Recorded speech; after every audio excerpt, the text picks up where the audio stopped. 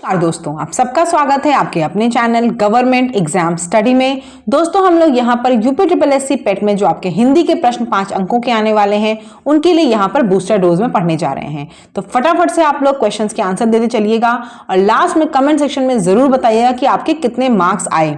पहला प्रश्न आपका है, शिखी शब्द का पर्यायवाची क्या है? तो देखो दोस्तों, शिखी शब्द का पर्यायवाची क्या होता है? मयूर होता है। शिखी यानी कि मयूर। मयूर के और पर्यायवाची आपके क्या होते हैं? मोर होता है और सारंग होता है। ठीक है, चलो नेक्स्ट देख लेते हैं। उसके बाद नेक्स्ट क्या है हमारा? नेक्स्ट है गेह शब्द का पर्यायवाची शब्द है। तो गेह शब्द का पर्यायवाची क्या है दोस्तों? गेह जो है वो पर्यायवाची उसका है गृह, यानी कि अगर आपसे पूछा जाए गेह का तत्सम क्या है तो आप बताओगे घर। गेह का तत्सम क्या है? घर है। नेक्स्ट देख लो। उसके बाद नेक्स्ट है कीचड़ उछालना। इस मुहावरे का सही अर्थ क्या है? तो देखो, कीचड़ उछालने का मतलब क्या होता है? कीचड़ उछालने का मतलब होता है बदनाम करना। ठीक है, तो 3 का क्या हो जाएगा? 3 का सी हो जाएगा। कीचड़ उछालना यानी कि बदनाम करना। नेक्स्ट देख लो। उसके बाद नेक्स्ट है श्रद्धानंद का संधि विच्छेद क्या है? तो श्रद्धानंद का संधि विच्छेद क्या होगा? ये होगा दोस्तों बी आपका श्रद्धा प्लस आनंद। और ये कौन सी संधि है? ये है आपकी दीर्घ स्वर संधि। कौन सी है? दीर्घ स्वर संधि। आपने सुना होगा, एक उदाहरण और बता देती हूं, जैसे कि विद्यालय, विद्या प्लस आलय, ये भी क्या है? दीर्घ स्वर संधि है। पुस्तकालय, ये भी क्या है? पुस्तक प्लस आलय क्या है?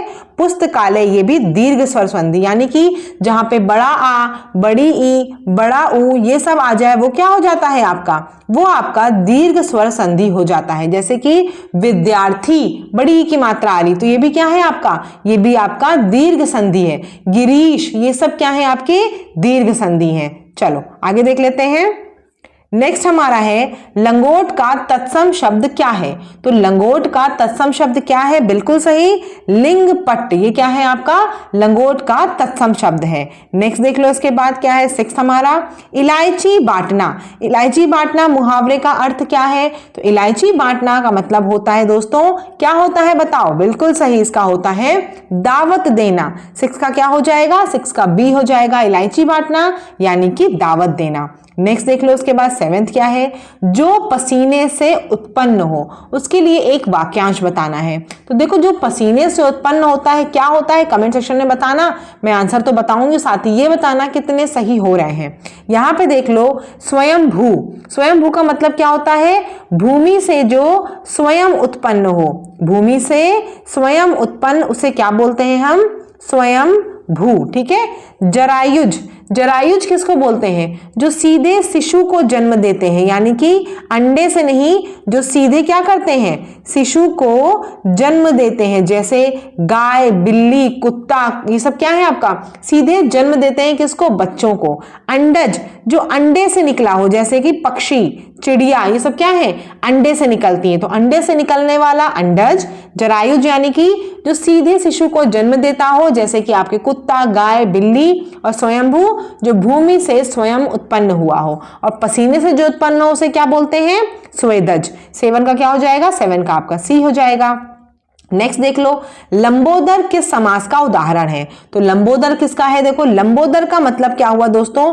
लंबा हो उदर जिसका, अर्थात गणेश जी। तो जनरली जब भगवान जी के लिए जो भी बात होती है वहां क्या होता है आपका? बहुब्रीहि समास भी होता है। 1-2 और उदाहरण दे दूं, जैसे मान लीजिए लिखा हो चंद्रमौली, यानी जिसके सिर पर क्या हो? चंद्रमा हो, अर्थात कौन है इसके सिर पर चंद्रमा है? शिव। तो ये भी क्या है आपका? चंद्रमौली भी बहुब्रीहि समास है। मैंने कहा शाखा मृग, यानी कि जो मृग शाखा पर दौड़ता है, अर्थात वानर। ये भी क्या है आपका? बहुब्रीहि समास। शाखा मृग यानी कि वानर। ठीक है।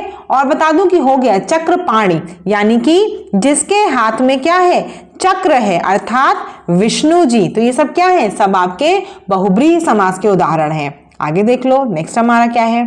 निम्न में से किस शब्द की वर्तनी सही है? तो किसकी वर्तनी सही है? बिल्कुल वही बात है, इसका क्या हो जाएगा? 9 का ए, सन्निधि शब्द की वर्तनी शुद्ध है।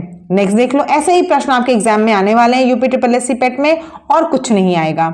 खरबूजे को देख खरबूजा रंग बदलता है, इस लोकोक्ति का सही अर्थ क्या है? तो क्या है इसका अर्थ? ए, संगति का प्रभाव अवश्य पड़ता है। खरबूजे को देख खरबूजा रंग बदलता है, यानी कि जैसी संगति आपकी होगी वैसा आपके ऊपर कुछ ना कुछ प्रभाव जरूर पड़ेगा। तो 10 का क्या हो जाएगा? ए हो जाएगा। इसीलिए अगर आपको चैनल अच्छा लगता हो, कंटेंट अच्छे लग रहे हो, सब्सक्राइब जरूर करिएगा और जो साथ में अपने दोस्तों को भी जरूर शेयर करिएगा, जिससे कि उनको भी बेनिफिट हो और खरबूजे को देख खरबूजे का रंग बदले। ठीक है, चलो आगे देख लो। नेक्स्ट हमारे लिए क्या है?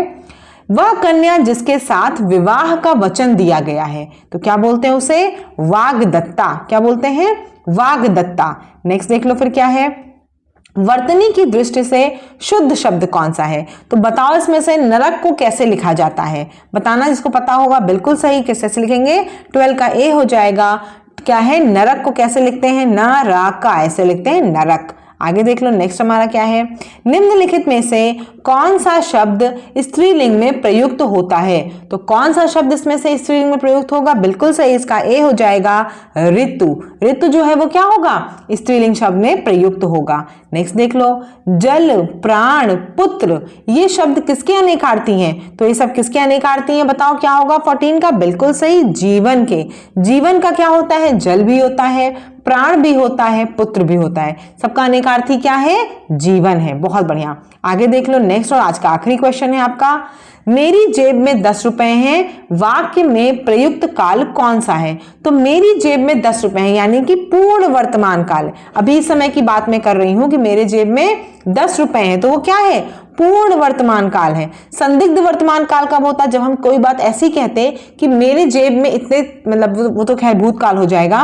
संदिग्ध मतलब जहां पे संदेह होता है, अगर वैसा होता तो हम कहते, से मैं बोलती मेरी जेब में शायद 10 रुपए हैं, तो शायद लगते ही क्या हो जाता? संदिग्ध वर्तमान काल। यहां पे मैंने क्या बता दिया कि मेरी जेब में 10 रुपए हैं, तो पूर्ण वर्तमान काल हो गया। वीडियो कैसी लगी जरूर बताइएगा, कितने नंबर आपके आ रहे हैं वो जरूर बताइएगा, और ये बूस्टर डोज कैसी लग रही है वो भी बताइएगा। चैनल को सब्सक्राइब जरूर करिएगा, अपने दोस्तों के साथ शेयर भी करिएगा। धन्यवाद।